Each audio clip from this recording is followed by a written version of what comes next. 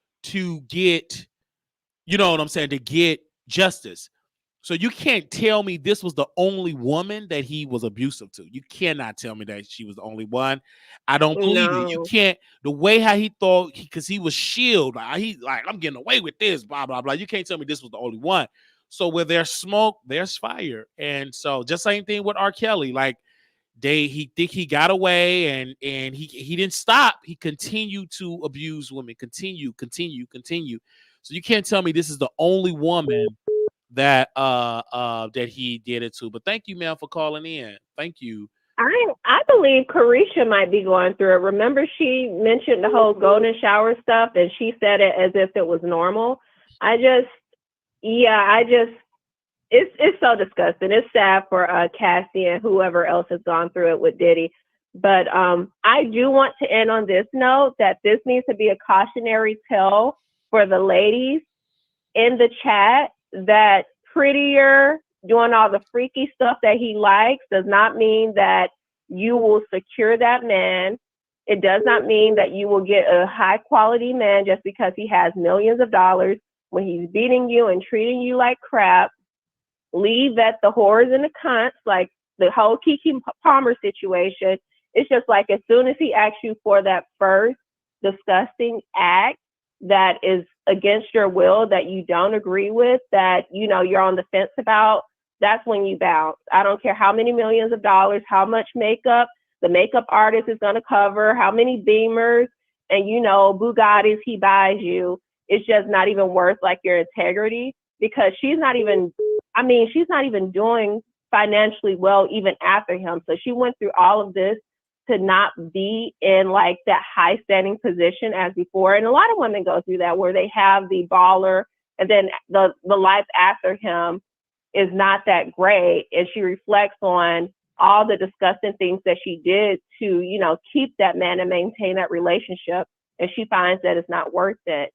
And I want Black women to have so much better. I don't know if Casey or Cassie's Black, maybe she's half Black.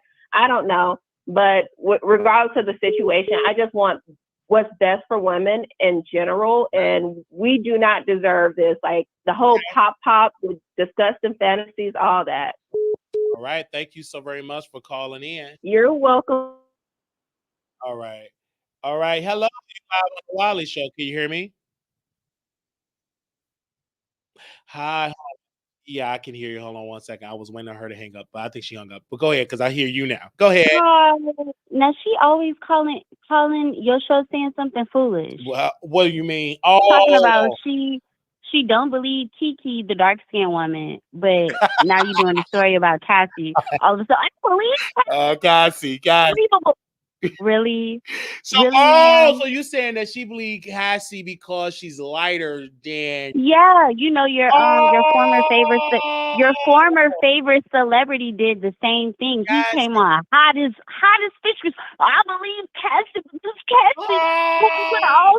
Yeah, you gotta watch people like that. Because I didn't pay attention. Because for me, I just see abuse. I don't even see. I didn't even notice. Exactly. I didn't even notice the skin tone because I'm just as outraged with Kiki like I'm with this woman. Like I'm just. Yeah. I didn't even look at that. Oh, I didn't even. Yes, that's why they was dragging her in the chat. They said she got on a dry, crunchy U-part wig. It's dry. Her skin dry. Her feet dry. I didn't know he was.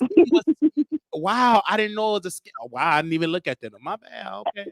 Classic guy. Yeah, okay. Yeah, you gotta watch people like that. That's why Mr. Wiggins had hopped on Darius's side, because you know he right up. That's what Mr. Wiggins like: light skin, tall, curly hair. Oh, Just right up his pussy. Oh, that is something, man. Okay, I didn't even think about that. Yeah, but this whole situation, this is terrible. I mean, but you know what, Wiley? I guess now people might finally see the type of stuff that women go through and just can't talk about it for whatever reason. Such a Y'all, shame. I'm just in my DM, and I love my supporters, but y'all better put y'all notification on. Somebody say I emailed you the complaint. My producers already emailed the complaint for with Did it. they put the watermark on the complaint that they emailed you? No, they did. That's why I was A waiting week. to share it, because I want to make sure the watermark is on there so y'all can get a clear understanding of what was going on. Out of that 35 pages, are you shocked that people would use? I don't know. I remember I talked to somebody in industry, and they said, Wiley, I don't like that person. That person is dry, boring, Mhm. and not the same. Like, you think one thing, they are evil, they are mean to the staff. And I just think Diddy, I've always heard Diddy is like mean to his people below him. And I've heard rumors that he like men. I never really heard rumors that he beat up women. I don't know. I always heard rumors about the men, but beat up women, wow. And then he called it the freak offs. Now you know. Wow. Now That you know. You are just accustomed. Like you like that was normal to him. That was his normal everyday life. He didn't see anything wrong with what he was doing. oh, Nothing at all. and he was emboldened, like, okay, I'm I'm gonna do what I gotta do. You know what I'm saying? I gotta do what I gotta do. So now I gotta talk to Lil Kim. I got to where's these people talking? Who else knew something? And then you know what? I thought about Misa Hinton. I believe that's her name.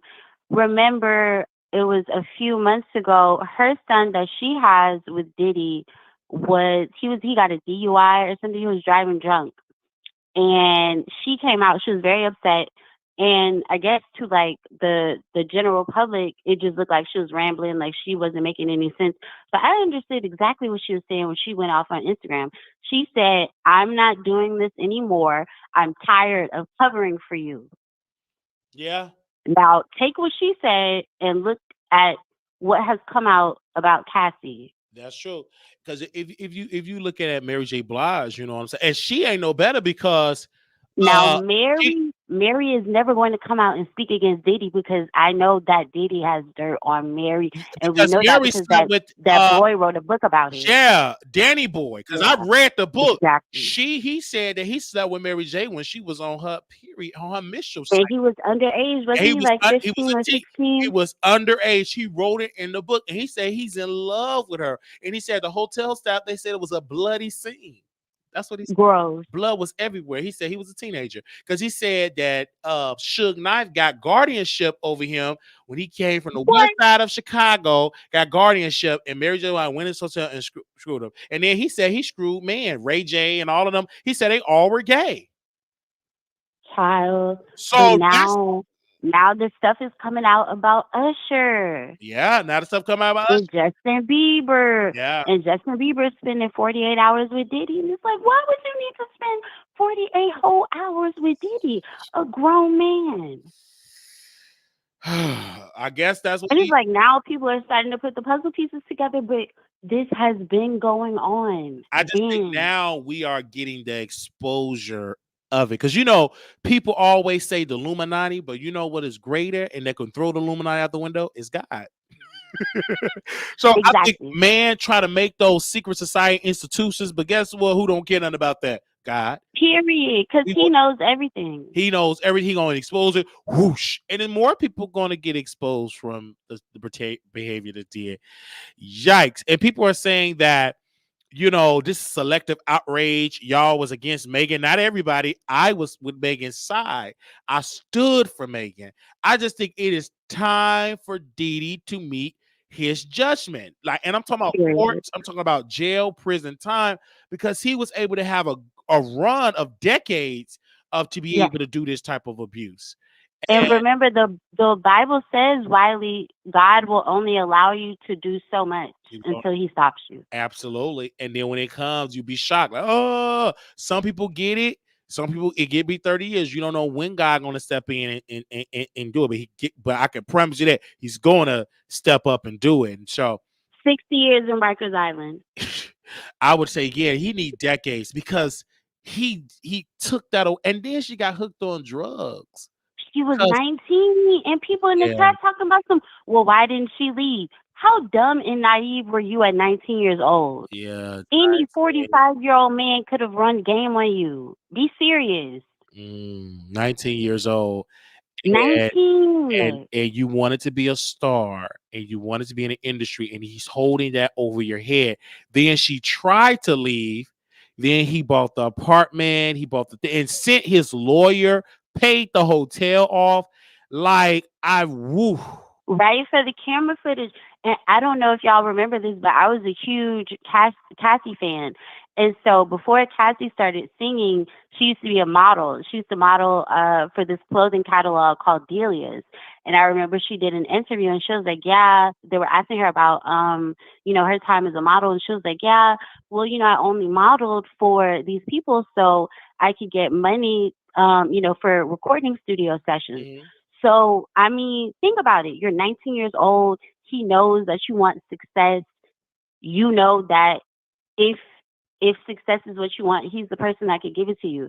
So, I mean, if y'all don't work in this industry and y'all don't know how people are and how these things work and how easy it is to get manipulated by powerful people with money, then y'all got to be quiet. It's dangerous. It's dangerous. And I'm glad that you came out and speaking about this because women, how do women feel about this? It's scary, Wiley. Like I remember, I can't say what project. I remember I was at a rap party for a project that I worked on. If y'all don't know what rap parties are, it's we usually have them a week before we finish rapping. I mean, well, we finish before we finish like filming on a project or whatever. So I remember I was at a rap party and I saw with my own two eyes one of the lead producers on the project like groping someone that worked in one of the departments, like a woman. Wow. And so I'm just standing there like, oh my God. And other people are like, oh my God. But it was like we all knew like we couldn't say anything about it. Yeah, because people understand. Folks were like, "I will say something." You gotta understand. Right. That's your job. That's just like you working. They can blackball, like you will never be able to work anywhere, You would not get just in the film industry, nowhere. Not nowhere. at Kroger's, not at the You would gas get. You would. station, not at McDonald's. You would get blackballed.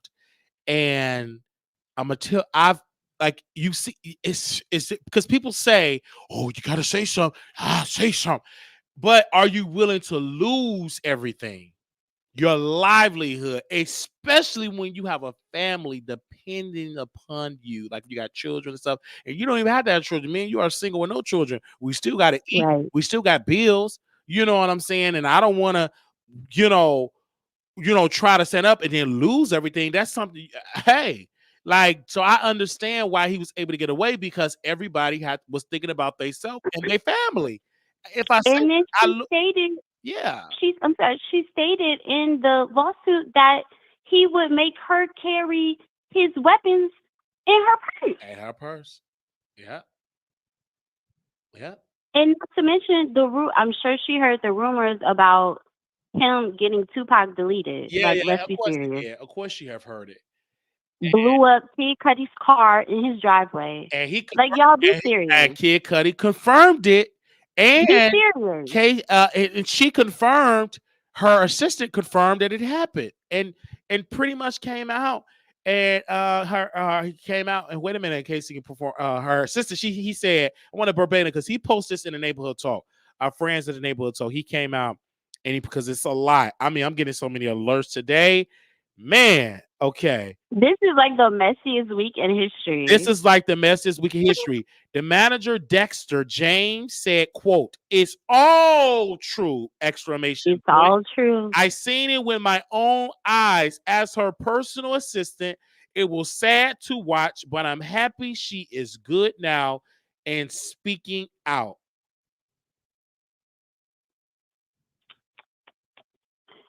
Wiley. Okay? They said that NDA expired and she hit the floor. Do NDAs expire? That's not true. it depends on the type of NDA, but I also want people to know that non-disclosure agreements don't cover crimes. Facts. Like Say it you can't again. shoot. Say it again. I mean, you can't delete someone in front of someone and be like, "Hey, I need you to sign this Because that's what people NDA." think. That's what Like people what? think. That's what people think. They think because you sign an NDA, it shields you from it. No, baby, it does not.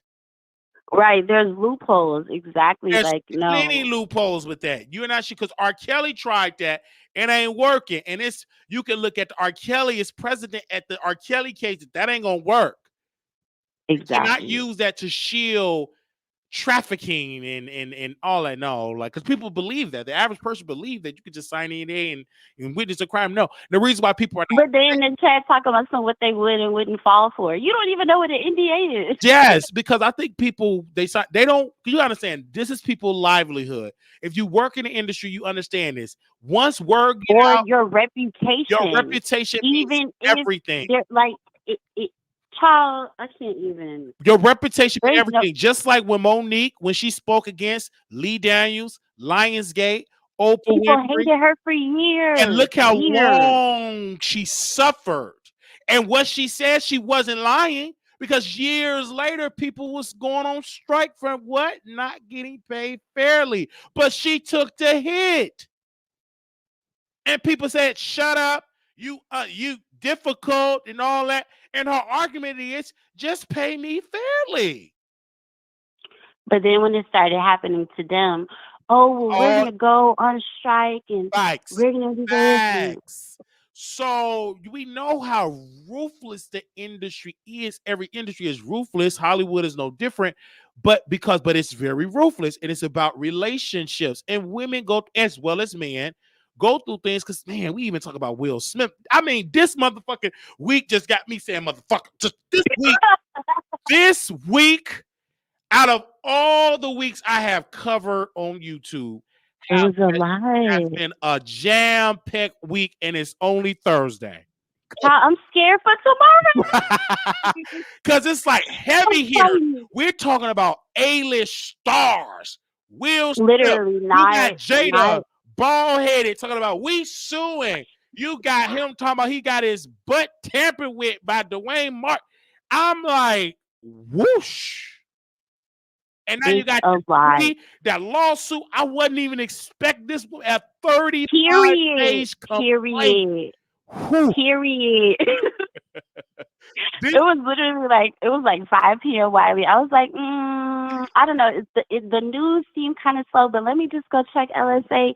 Boom! That's the first post. I'm like, oh my god. Yes, it have been so, and you really got me back on the LSA. And Period. then Kyle, we can't forget about Kyle licking on the sausage. That from the neighborhood talk. Go ahead. Wiley, if you go on LSA and you go to Conspiracy Alley and you start digging, you're going to find out some stuff. Okay. But send me You're going to start connecting the dots. Can you text me that thing? Because, you know, I don't know how to really maneuver on lipstick like that. Just send me the URL or just tell me what to type in and everything like that. But it's been a lot. The neighborhood talk been exposed, Kyle. But that wasn't really a bad thing, though, Kyle, because has anybody heard from Kyle? Yes, he posted. Okay. Wait a minute. Let me see if I can. I'll show you all the picture where he posted. But he pretty much posted a picture, you guys. And he said, let me scroll up because I screenshotted it. Okay, I put a screenshot. Hold on. Where is that picture at, child? Where's he at? Oh man, it was a picture that he wrote. It was a caption he put in there. Man, he said something. Oh, he said, okay. He said, better days ahead. And he put his hands, he put a peace symbol with a blue a blue do-rag. I mean, so is he going to sue Tommy and I don't whoever think he would the guy because, is? again, you know why? Because he's gay.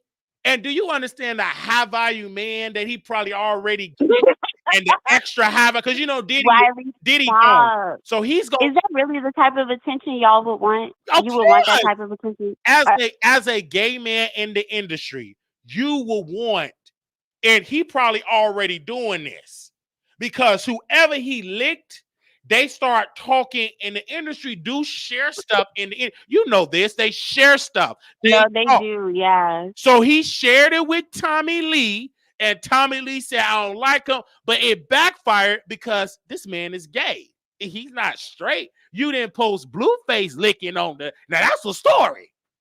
Post Blue, you know what I mean? But posting Kyle, that's feminine, that's a barb, that's skinny, and that's attractive, that only helps Kyle in the neighborhood talk. That's nothing to be embarrassed about. Actually, you should put that on the t-shirt and put it on sale, okay? Because it's not making him look bad, honestly.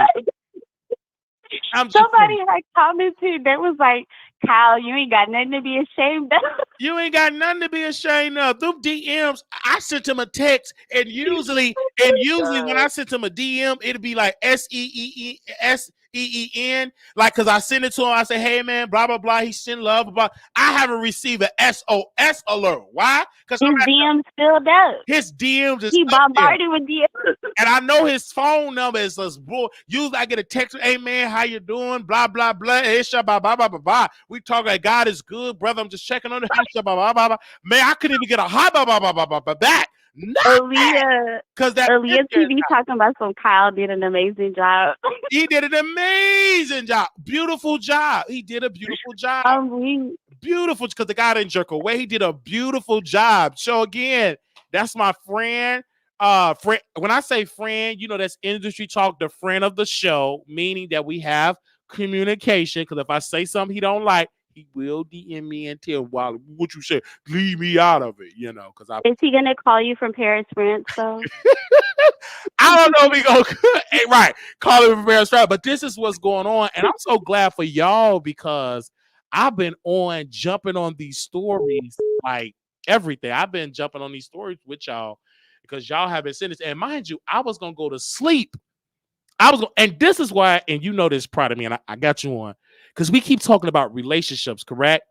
I have a relationship with people in the business that helping the Wally show behind the scenes. They don't want no public shout out, no, just behind the scenes. Because I don't know how to watermark all that, how to get court doc. I'm not that quick. So I needed people.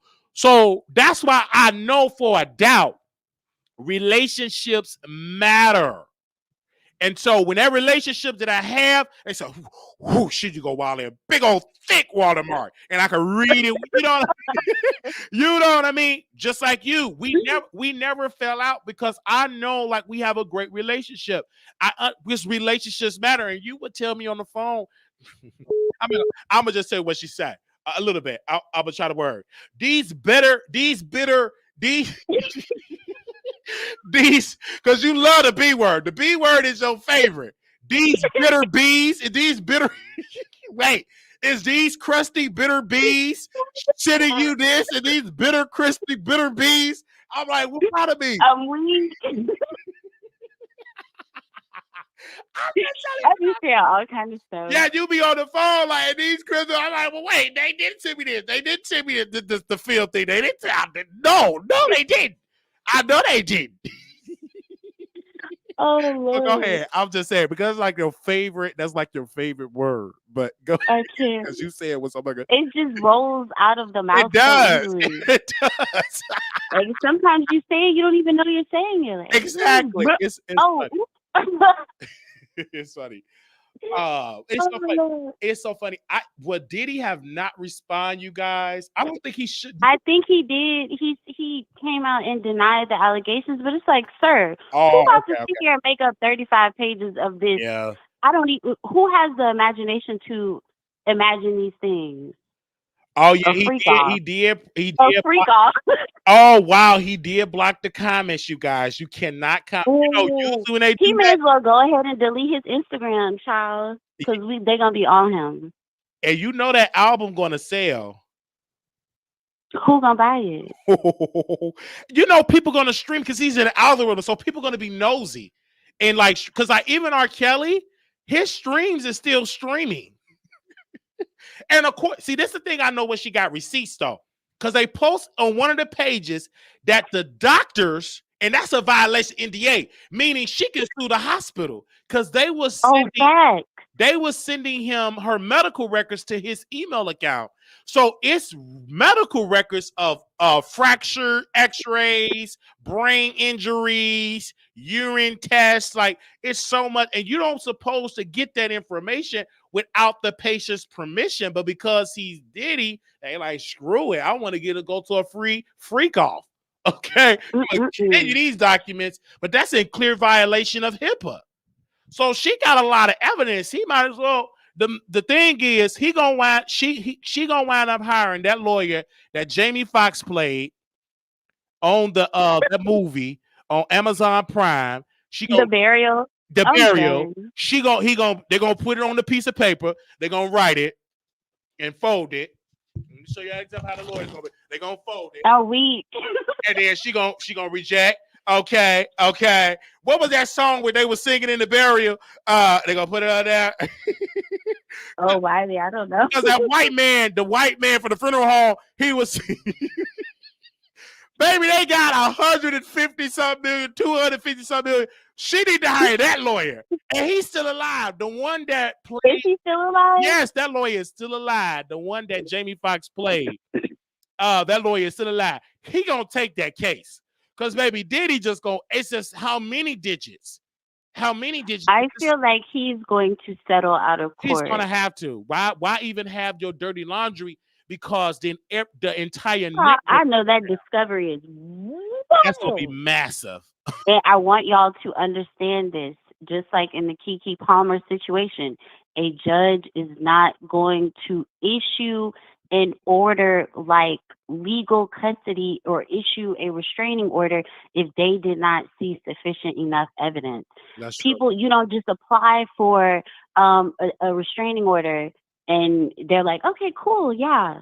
No, like you have to show an enormous amount of evidence. The burden of proof is on the plaintiff. The burden of proof is on the plaintiff, and this is something that we're going to see that's going to play out in the future. You guys, again, I want to thank you. My members, you guys will be able to see the entire complaint, all 35 pages. So members, we'll post, we'll send it to you if you want to see the complaint as well. But thank you, proud of me for coming on, for giving you your expertise on this matter, because you are a woman. So you can speak from that, how what women go through somewhat pretty much in the industry, and the reason, because people kept saying, why were people so quiet? And so you are just giving the answer. And I think people are saying, was criminal charges filed? No, I don't believe criminal charges were filed, but in California, you allowed, it's up to the district attorney. Now, she can't file criminal charges, but what this civil suit do, it lights a fire under the prosecutors to file charges. Yeah, I think depending on how the civil case goes, yes, she may or may not be able to pursue criminal charges if that's what she wants. Yeah, and so that's why, and what she wants right now, I believe, the money. And of course, she's deserving of that, because you caused me all this pain. You can pay for the pain that you have caused me. Yeah, because I have to go to therapy. My kids probably gonna have to go to therapy. My husband probably gonna have to go to therapy for coddling me every night while I'm crying. Yeah. Yeah. So that's how that's gonna be. Career is over. He took the best years of Cassie's life, 19 to 29 of her life. Yeah, that's of her life, and destroyed it. And he loved those younger women.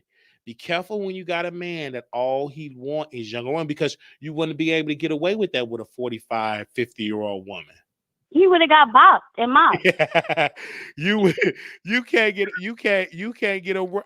gonna be able to get away with no 45, 50-year-old woman doing that crazy stuff. Because they're gonna clock it immediately. Red flag, the first red flag gone. Absolutely. Wow. Like, oh no, you crazy, you blocked. Absolutely. Let me go. Absolutely. Well, we thank you so very much. We're gonna open up and let somebody else call in. Pardon me. Just keep me, and make sure you send me the thing for Lipstick Alley so I can have that. And thank you again. Okay, babe. I'm about to DM it to you. All right. Thank you. Okay. Bye. We have so many people in here, you guys. So give me a second while I open up the okay, we have somebody else that's calling in. We take your phone calls. wild. We are taking your phone calls. We went on the okay. You back. We have so many people across the country are watching this. Hello, you live on the Wiley Show. How you guys doing tonight? Hey, welcome. Thank you, thank you. I was just calling in on the P. Diddy. Yes, go ahead. What's your thoughts? Yes. P. Diddy know he had this coming for a long time now. Mm, Like, he's been doing so much dirt. Like, he know it. His name been thrown up and everything going on with the Tupac case. Not to bring that up, but mm. he knows what's going on, you know? And I believe it. Yeah. It's like I believe it. Like all of this stuff that is going on, I believe it. You can't Yeah. tell me, you cannot tell me that he did not believe that this was going on. You cannot tell me that. He knew. Yes, that's what I'm saying. And then with Mace getting his thing, I think Mace got a lot to do with this too. Like with Ooh. him coming up with his podcast, like Mace got a lot of things to do with all this stuff. And then you got to understand this was going on. This was bound, like you said, this was bound to happen. And he's starting to mess up with people in the industry, like powerful people in the industry. He started to want to do his own thing. He started to sue people. And so now he got to deal with the consequences of this. And he is trending right now on Twitter, you guys, right here in America. He's the #1 trending topic in America right now. In the United States, he's the #1 trending topic. The number one. Exactly. Whilst Exactly. everybody, because Wendy Williams is like, girl, how you want? I've been through this, because she been talked about how he like men. Right. She talked about Yes, this. and that's why Mace tried to get out because he knew what he was doing. And that's the one that got into being a pastor or a preacher. Yep. He had left, to go be the pastor after Pac got killed and all that stuff. Oh, okay. It was too much for him. Yes, it was too much for him, and he left to go call himself being a pastor. Yeah. And you see how he was trying to get people back their masters. I think he knew this day was coming. I think he heard rumblings because usually when you're shopping with lawyers and he hearing rumblings, and you see how he was trying to clean up his image. Oh, I'm gonna give the Love album. I'm gonna do the Love album. I'm gonna protect. You know what I mean? I'm brother Love, and you brother rapist. You ain't no brother Love, child. That ain't no love what you did. Like you just want to take it. Like ain't nobody know better than R. Kelly. They was all out here on it. Yes, like you're no better than that. And it's just like, I always said R. Kelly ain't the only one. Well, he gonna spin the block. God will spin the block. Yeah, he coming at them all. And these people, I think people knew, like once the R. Kelly situation happened, you should just stop. That's your sign to just stop. But I don't think he could stop. I think he said, hey, no, I'm gonna keep going. I'm Diddy. I got all this money, I got all this resources, and I'm shielded. And that's what he thought because he was with the Illuminati. They think a lot of that stuff when they sell their souls, but that stuff don't last forever because God is bigger. Yeah. So and again, they got Jaguar Wright trending. Somebody posted a video and they said no one believed Jaguar when she spoke about Diddy years ago. Facts. Did nobody want to hear it? Did nobody trapped in this stuff. Everybody was trapped with him trying to get some money, but everybody for him. Right. And the reason why nobody believed it because there was no victim to the rumors. Right, to come forward and say nothing. But now Cassidy just stepped out, so now it's all over. Yes, when Cassidy spoke out, it's crazy. They say I see major outpouring support for Cassidy. Yes, because again, this is how it's been going on. In the same way, people were saying that, oh, Cassidy, this is not going to happen. Blah blah blah blah. No, it's happening. Like people is fed up with Diddy, and they saying no more. I think women are. It's been beginning stages of it. When you start seeing white men going down for Me Too times up, black folks should have stepped in line and said, let's just stop. Once Bill Cosby was going away for stuff that was happening in the 70s, that could have been every predator wake-up call to stop. Because they went back, and he's still dealing with lawsuits. And the man is halfway in the graveyard. Right, it's still they still coming after that. He got to tell man alone. He halfway got his knee halfway in the grave and saying, still, he did something to me 1965. Right, like, and you still in trouble. Like, come And they on. still coming. They changed the law. Excuse me. They had changed the law for Bill Cosby. They changed the law and said, "Oh, I think she hung up." They changed the law and said, "Huh, they can go back in the 60s and the 70s because at first they found out because of Bill Cosby. Oh, it's a statute of limitation. Baby, many states said, you know what? We're gonna change that law. I don't care if it happened in 1995 or 1935. You can come out of. They put that at the same level. They ain't playing no games. I'm just saying they didn't. They did that because they did Bill. They locked Bill Cosby up, and the man was blind.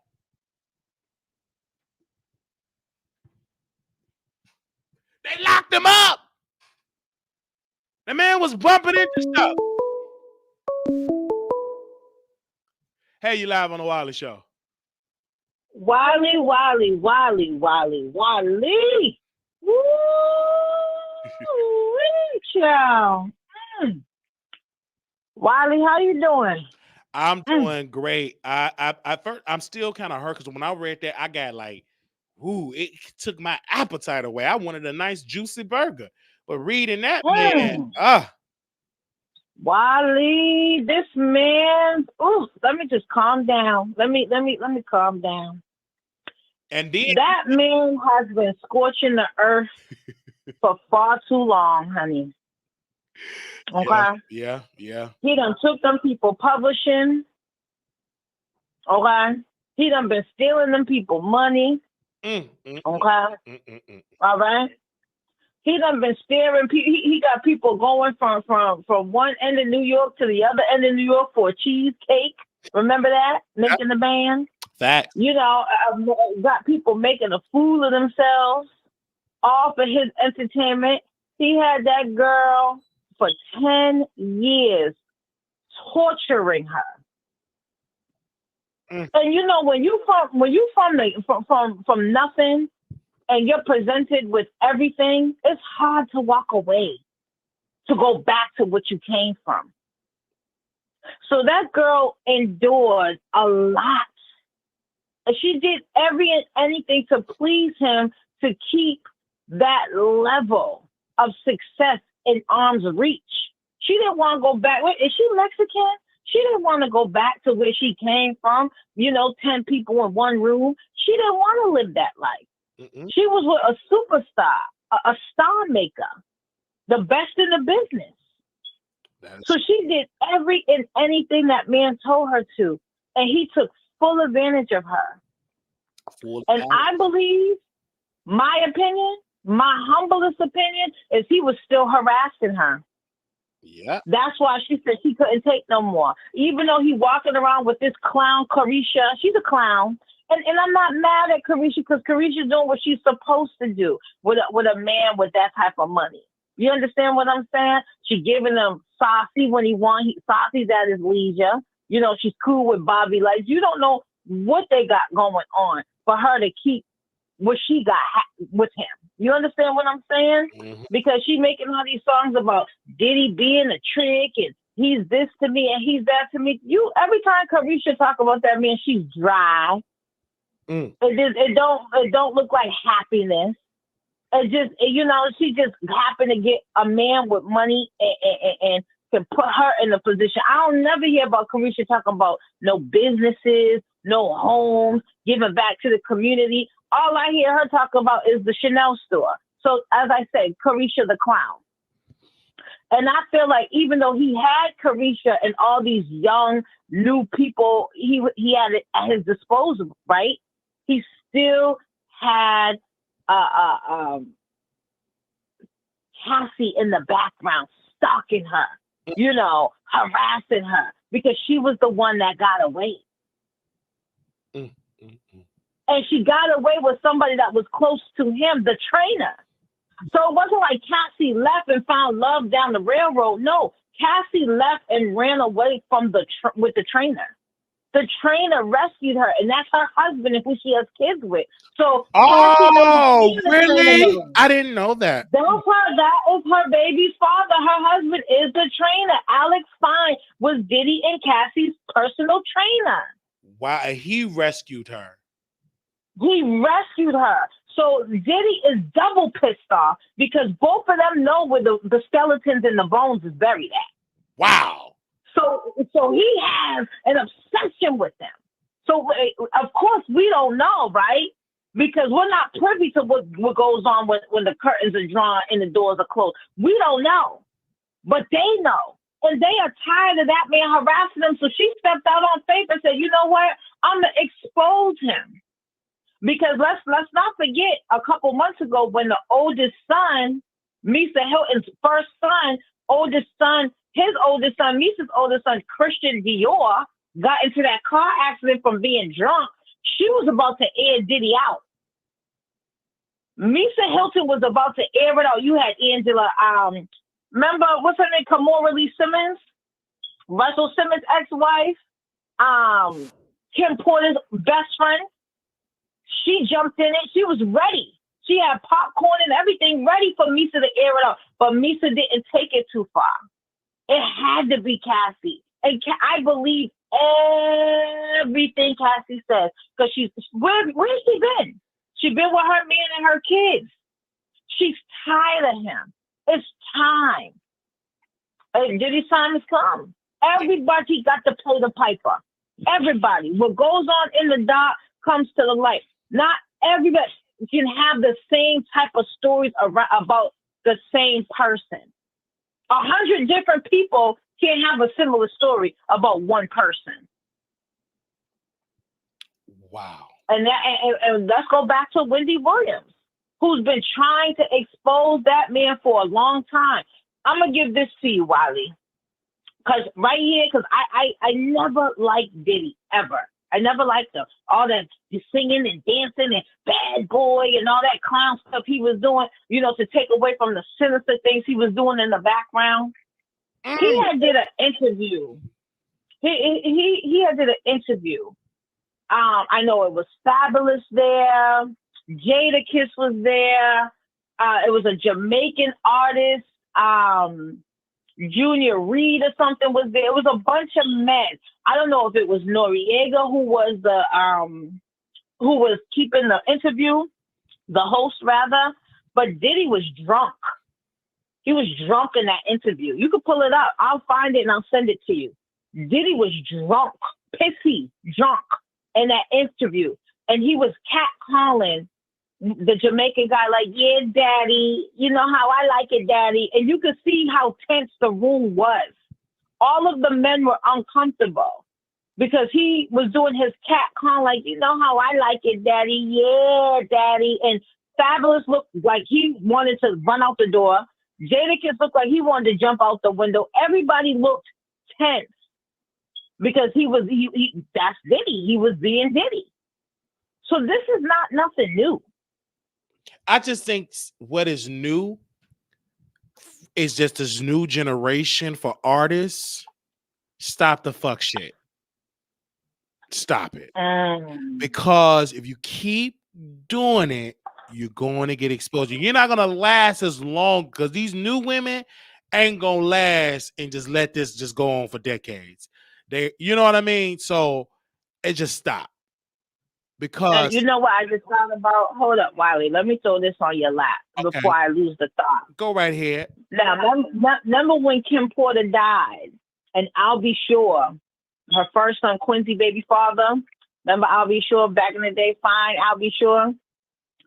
I'll Be Sure started talking. He was talking. Oh, Kim didn't die in the morning. Da, da, da, da. He was basically jumping out the window over this. He got real sick. Mysteriously, he was poisoned and he almost died.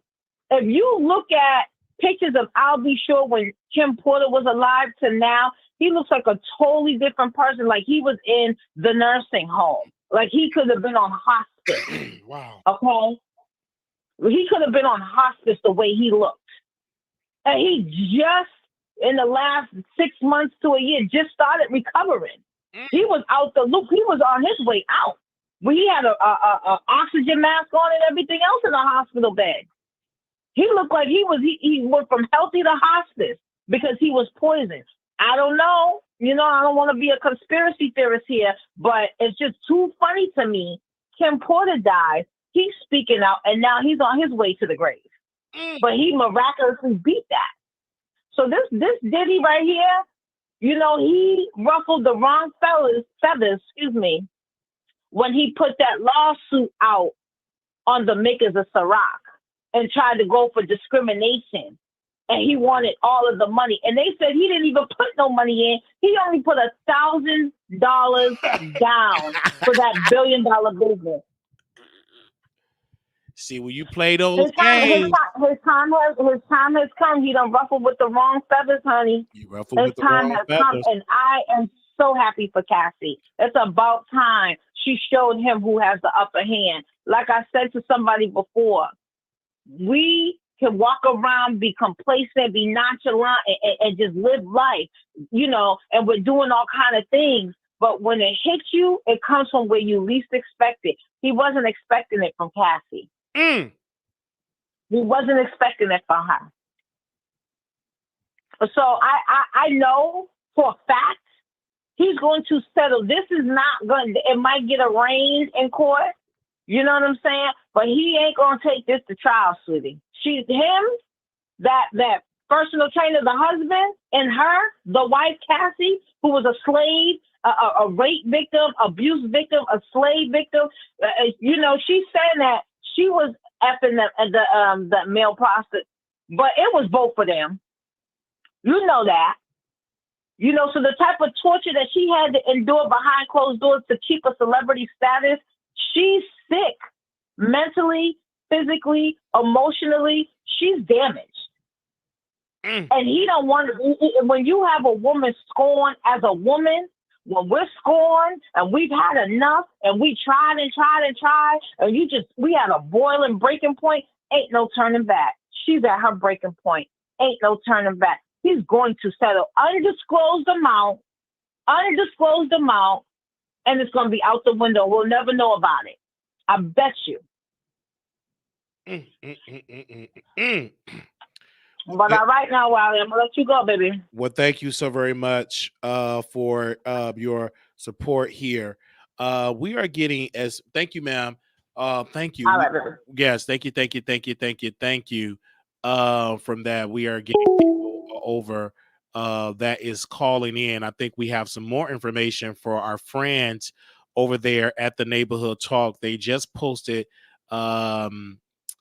give me Azealia Banks. I believe they posted her as well. So we're going to bring them up on the screen here. Again, you guys, this is breaking news on our part. Very breaking news that is up on here. We ask that you please bear with us that we are here in this live broadcast. We do have our information up because this video won't be monetized because we use a whole lot of words. They won't be monetized. So if you want to contribute $5, $10, whatever, give me a second. I'm gonna where's that at? Okay, let's go to that way. We have it right here, post on the screen here. Let me do a little screen share so you all can see it as well. This is our friends over at the Neighborhood Talk. And this is Azealia Banks. Okay, excuse me. She's a rapper, you guys. She said this is true. One time Diddy beat her up so bad he sent her on a 3-week vacation to Hawaii just so no one would see or question how her face got like that. They say another violent hip-hop homosexual. This is what mental illness look like for all you armchair psychologists. Okay. That is what she said right there. Said that he beat her so bad, Cassie so bad that she went on a 3-week vacation to Hawaii. Wow, that is what we're hearing here as well. And also we have other stuff. We're going to shift gears from that really quickly. We're going to talk about Snoop Dogg while we have you all here. Snoop Dogg did announce that he is going to stop smoking, and he said, "Please, respect my privacy. This is giving me that he have some type of lung cancer. This is giving me he have some type of cancer, because you're not putting it out that you're stopping smoking, and you said protect my privacy. This is giving that he have some type of cancer, and I'm going to say allegedly. This is my opinion." Because anytime you say, hey, I'm done smoking, I'm not smoking anymore. Some of that green or loud. This is giving me something, either something cancerous or something in his health is failing, and that's the only reason why he's putting it out. Because when he put that out and said, "Please respect my privacy," that's just telling me something in his health is failing. Okay, so but I believe that. That's just my humble opinion. And then now Meek Mills, he made an announcement and said he's gonna be done smoking. But again, I personally feel like something in the health, because it's been reports that if you smoke that, like weed or marijuana, it affects like your lungs. Like, it's been like reports of that. They said the safest way is the edibles, but they said it affects your lungs when you inhale it. Again, I'm not a doctor, but that's what I believe is something cancerous. That's my personal belief. And if I'm wrong, I will come and correct it. I'm just saying that, because why would you make an announcement and said, hey, I'm done smoking, but please respect my privacy. Like, what's the case on that? So that's pretty much what I am putting out in this particular situation, you guys. Okay, that's my thoughts. Do y'all agree with my theory? If you don't agree with my theory, what's your thoughts? I need somebody to call in really quickly. Call in and give that thoughts. Give me 1 second before y'all call in. Let me go use the John. Give me 1 second. I got to use the latrine, the John. Give me 1 second. I've been doing the video almost 3 hours. Let me go use the John.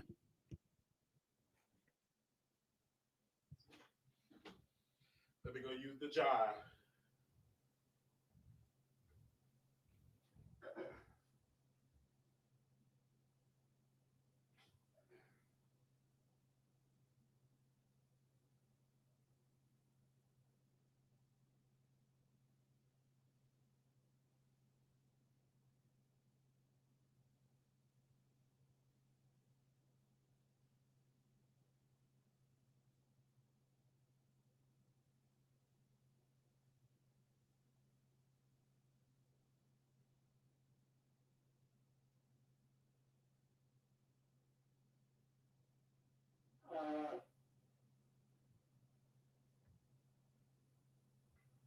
Use the John.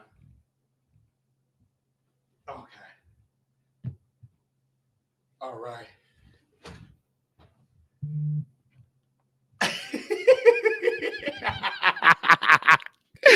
Okay. All right. I don't know why I started giggling like that. Okay. Okay, we're gonna open the phone lines. The phone lines up. Anybody got something to say? They can say it at the time. Okay, we have somebody that called back in, so bear with us, you guys. Okay. Let me do this really quickly. Okay, the number is I think the moderator's got the number in the chat. I'll post the number really quickly. 972-674-9462. 972-674-9462. If you got something to say, now it's time to say it. Give me a second here. All right. Yes, we did wash our hands. We did. Okay. Okay, we had somebody call in. Let's call him back. Let's call him back on the air here.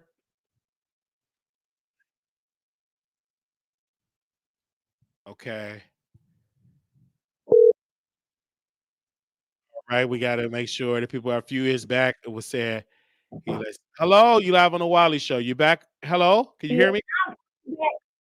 Phone had died on y'all. Oh, really? That's what happened. I am so mad, but this is pretty clean, and I've been in this. I've been doing everything. Like, I'm 80s slash almost 70s, baby. You heard me? Yeah. Go right in. So, what was your thoughts before the phone died? I don't remember what you were saying, but we live. You know what I'm saying? Because this is some hot tea. We were talking about I really don't even really recall, but I was gonna get off into some other stuff too. Go ahead, get into it. You know, like when they were saying he was going out and he was have all his friends or take the girls with their niggas and stuff and put big amounts of money up on tables and shit like that. Go ahead. Go ahead. Have you heard about that? No, I have not. And that's about Diddy? Wow, I didn't hear. Tell us Yeah, about that's it. about P. That's about Diddy. Yes. How he would just, you know what I'm saying? They always say he was like a little freaky. So, and they said that he would go out and take girls with their niggas and everything, and they'd be wondering why he putting large amounts of money on the table, and then niggas picking it up, but it was only to collapse at nighttime, you know? Oh wow. Thank you for telling me that. What do you think that Yeah, do you think honestly oh give me 1 second. Give me 1 second here. yeah, go ahead. Okay. There we go. All right. So because a lot of people, especially women, they were saying, do you feel like for the employees, do you feel like they should be charged? Because like people were saying about the employees, like, oh, the employees should be charged for the crime because they stayed Okay. silent about the abuse. They didn't say anything. Which employees? You mean Diddy people that's behind Yeah, it, like or Diddy people, no? I don't the think driver, they the shouldn't be. hotel, the security. Because in the complaint, they said the security did cry. They was crying. They was like, you know what I'm saying? So should the security and everybody around it, from even his attorney, should he be disbarred for encouraging her to go back to Diddy?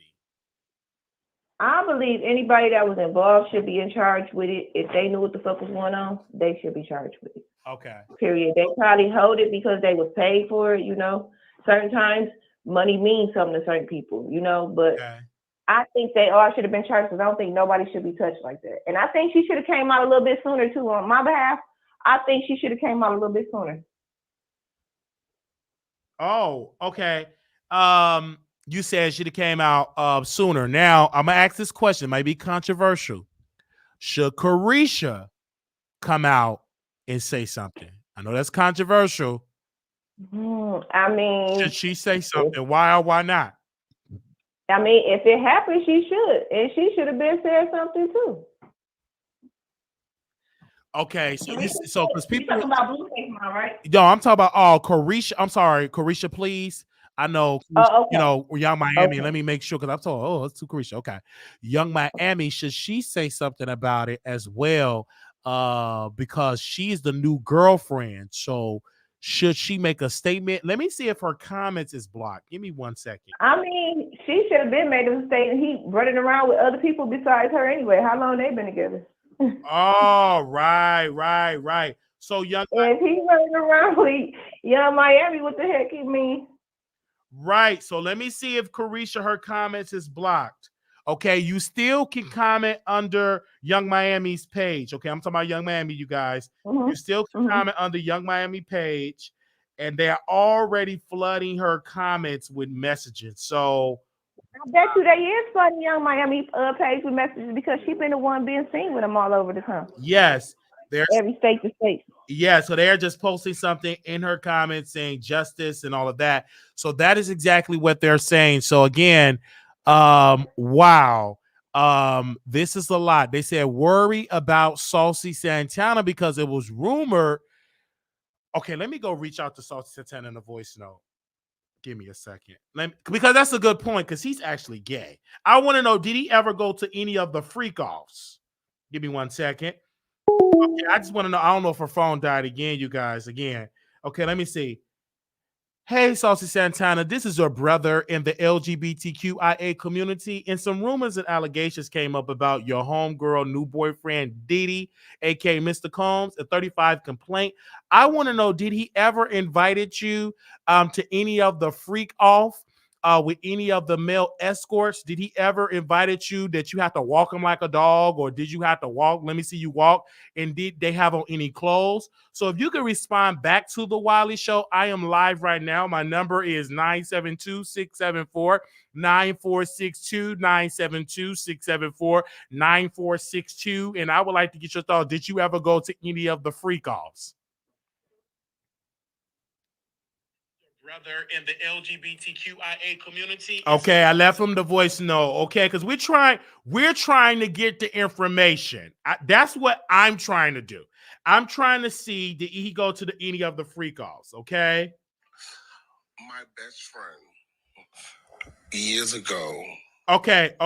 So this, hold on, y'all. So let me draw this up to the P. So this is somebody's best friend got some tea of years ago what Diddy did to them. So, I'm just gonna I did not vet this. My security thing, everything that this person gonna say is alleged. Okay. Okay, everything. My best friend years ago was called to do a makeup job for Cassie for Halloween. He got to the hotel and Diddy was in the room and Cassie was healing from some type of beating because her eye was bruised. He could tell that she was beat and it was healing.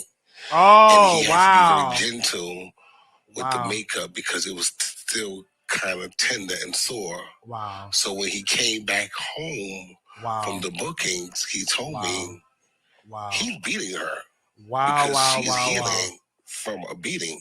And this was years ago. Wow. Okay. So to hear this, I'm not surprised. Oh, wow. So that's somebody that said their best friend was a makeup artist and seeing them there. Sorry, the background in there because they are doing some stuff in the background and stuff. So y'all excuse that. So y'all did hear that as well. So we're getting information and people have something to say. Again, we're trying, this video will not be monetized. So if you want to contribute to the show, you most definitely can contribute to the show as well. So again, many people from the New York and Philadelphia market is saying this to me, and these are some sources from New York. They're saying Wendy Williams exposed Diddy was a predator years ago. They said on her radio show she was after him for years. He then got her fired, and she had to move out of New York to Philadelphia. So many of my listeners in the Wendy Williams days is actually pulling the I'm trying to get audio of that, but they're saying that have actually happened again. This is before my time because I was not listening to New York radio or Philadelphia radio or any other side of that secular radio. I was listening to inspirational 1390 gospel radio station. So I didn't really know. But that's what people are telling me from New York, and all of my subscribers like Philly. They send me similar texts and said, Wiley, hey, this was going on. So again, I was not aware of this as well. So again, I'm just giving my thoughts when people come to that. Somebody said, quote, if Snoop has cancer, it wouldn't surprise me. He used to smoke like a chimney and has aged so rapidly because smoking is not healthy. You know what I'm saying? I stopped smoking it because I started coughing and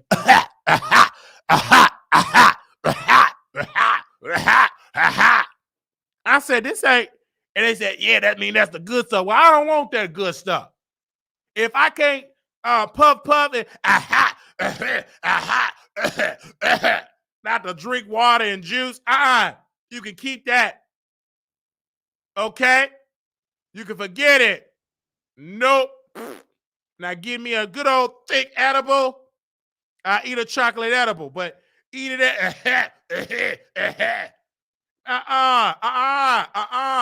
burning sensation down my throat and chest. No.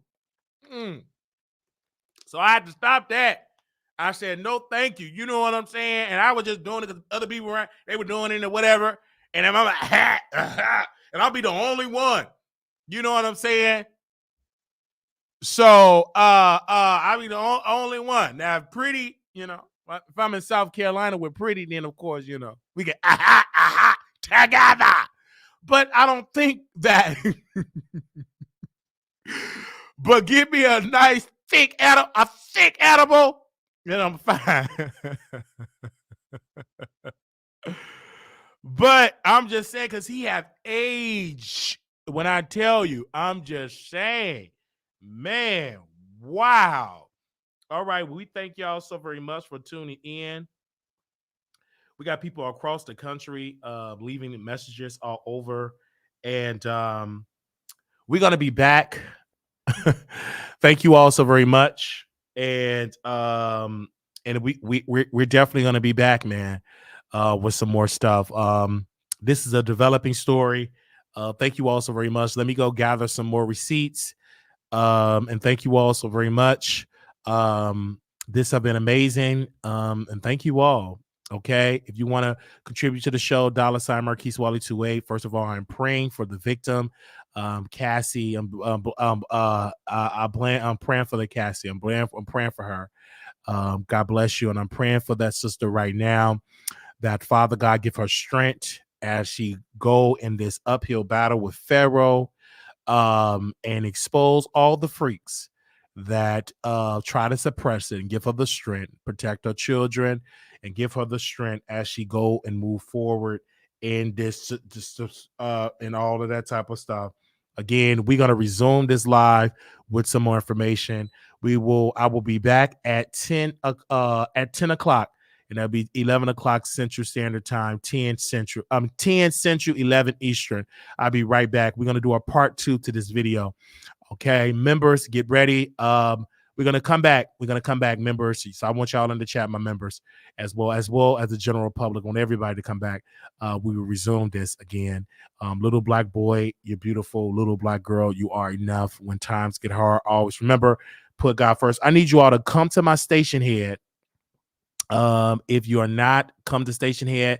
We'll do the after show over there. After show, well, the pre-show going to be on station head, so I have to watch some receipts because they're sending me videos. Aaliyah TV, they're sending me Aaliyah TV. Thank you for posting the members only. So I want to go watch some more videos, get up to speed with some information. If any stuff that I need to see, y'all text me. Somebody just text me like 10 different videos, so I need to be caught up on this matter. And thank you all. And then for those that want to catch the replay, go and catch a replay. I do want to send a special shout out to Jason Lee, Hollywood Unlocked, to that beautiful family. They did reach out to us about a couple of weeks ago, showing us love. The love is mutual. There is no beef. The beef was never existed.